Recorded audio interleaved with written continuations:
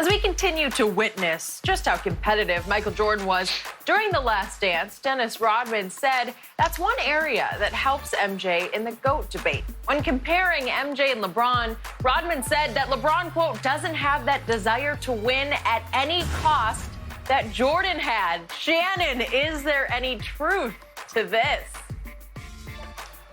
No. And I want to know why Dennis Rodman feels he needs to keep LeBron's names in his dentures.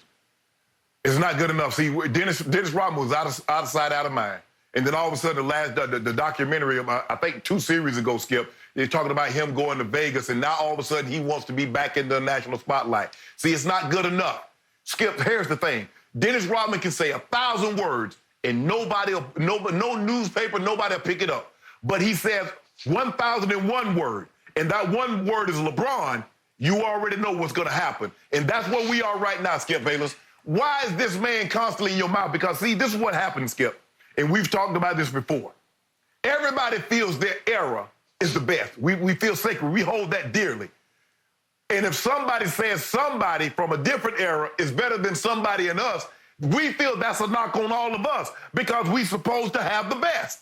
So now it lessens, it cheapens all of us. No, you can stand alone. LeBron can be great on his own. Okay, we want to debate the GOAT talk. Okay, fine. You like Jordan? I'm not finna fight anybody because they're saying Jordan's better than LeBron. I like LeBron. I'm not finna fight anybody on that stance, but that's just what I believe. But Dennis Rodman, for all of a sudden, every word that comes out of his mouth has something to do with LeBron. Skip, he can dress in a wedding dress. He can put on a wig. He can do all the stuff, and nobody would pay him any attention. But the moment he says something about LeBron, we already know it's going to be in a negative light, and it's going to spread like wildfire in the California hills. And that's what he keeps doing. Keep that man. That man is in quarantine with his wife and kid. He's training. He's not thinking about Dennis Rodman. But for some reason, we keep flipping over rocks, and this critter keeps crawling out from under it with something negative to say. Bruh, why you got to keep that man's name in your mouth? Shannon, quick point of order. When Dennis Rodman dressed in a wedding dress, he was on the cover of every sports section in America. He was on magazine covers. He was hot in those years. Skip, he dominated the conversation when he was dating Madonna and Carmen Electra. He dominated national barbershop conversation. So, Skip, the reason I love Dennis Rodman, go ahead.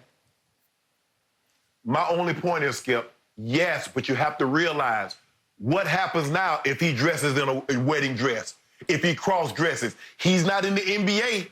He's not winning rebounding titles. He's not winning championships. He's not dating Madonna. He doesn't have that. So now what? The only way he can get his name in the headlines is by doing what? Trashing GOAT James. Come on, Skip, you know how this works. This is what I tell football players all the time, Skip.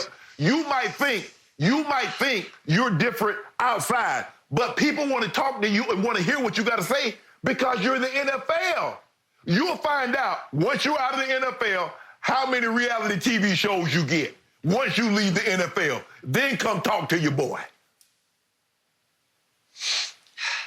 What I love and have always loved about Dennis Rodman is that beneath the crazy, wacky, dysfunctional Dennis Rodman is this sort of ineloquent brilliance, basketball brilliance, this simple basketball genius that allowed him at 6 feet 8 inches tall to dominate the league as a below-the-rim rebounder. Year after year after year, he led the league in rebounding at 6'8" because he was so instinctive. He had the gift of seeing it before it happened.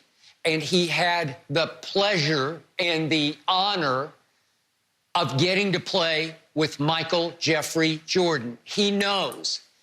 This was a bullseye statement. Yes, he's being interviewed more because of The Last Dance.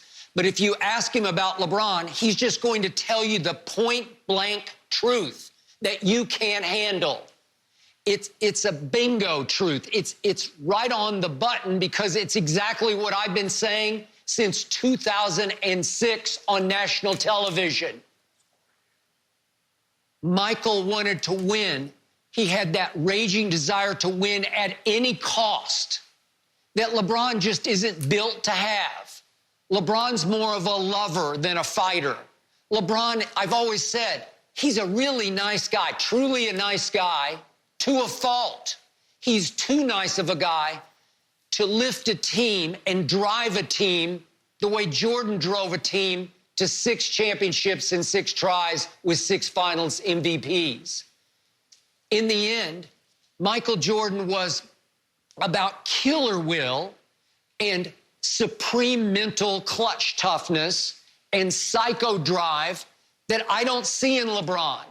LeBron can degenerate under fire into this finger-pointing blame deflector who will tend to throw his teammates under the public bus. Witness the quote during the 2016 Super Bowl that we attended in Houston, in which he, after a game in New Orleans, a loss in New Orleans for the Cleveland Cavaliers, said, "We're top-heavy as, you know what, bleep." And Jordan never would have said that. Jordan's not going to dismiss his teammates. Jordan's going to do it behind closed doors that we're getting open now in the documentary. But he ridiculed and drove his teammates in practice, in the locker room, on the team plane. He did not do it through the media. There was no social media where LeBron takes these subtle, between-the-lines, passive-aggressive shots at Kevin Love. You know, are you with us or not? Are you within or without? I couldn't even understand what he was talking about, and I don't think Kevin could either. LeBron doesn't love one-on-one, face-to-face confrontation. He shies from that. He does it through social media. He was born to be on social media, and his billions of blind witnesses love him and follow him like this modern-day Pied Piper on social media, but they're blinded to what he really is until now. And I think